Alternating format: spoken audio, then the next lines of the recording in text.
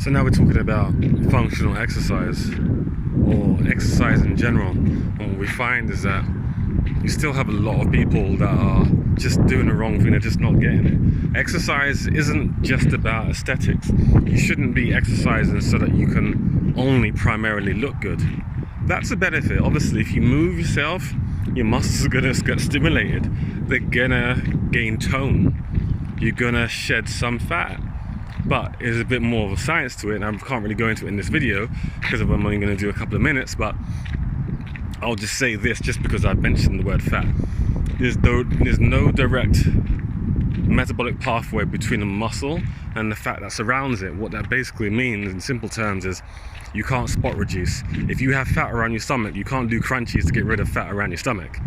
You can build muscle, raise your metabolic rate, have more demand for calories by the consumption of the muscles that are kind of biological and need energy to sustain them. So they will burn fat as part of the body's resource to fuel the muscles, but you can't pick where you take that fat from. So a lot of it is based on genetics and all these other things that, again, too technical to go into on this video.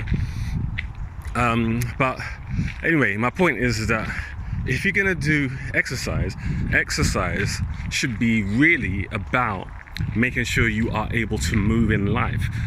Think about all the people, the primal hunters, all the people that lived thousands of years ago. They weren't in gyms doing crunchies. How many pull-ups can you do today? I did 12. Yeah, I could do 14. Yeah, I'm better than you. They weren't caring about that sort of stuff. They had to have that level of strength so they could climb, so they could run, so they could walk, so they could twist, as Paul Chek says, the primal patterns.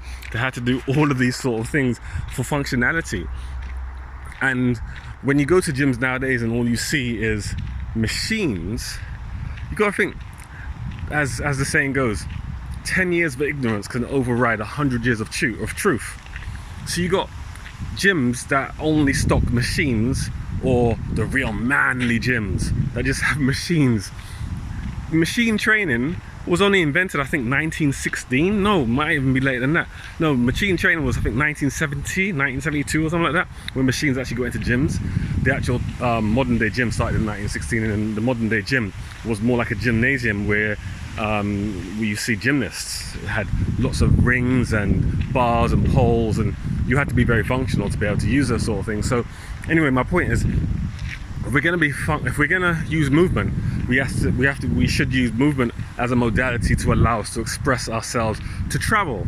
How do you get from one place to the next? You have to move, so you have to be functional to move. Think about when you see people that are infirmed or older or just not very functional. They don't have a possibility of being able to move. Think about people that you see that they're big and they have children, they can't run after their children.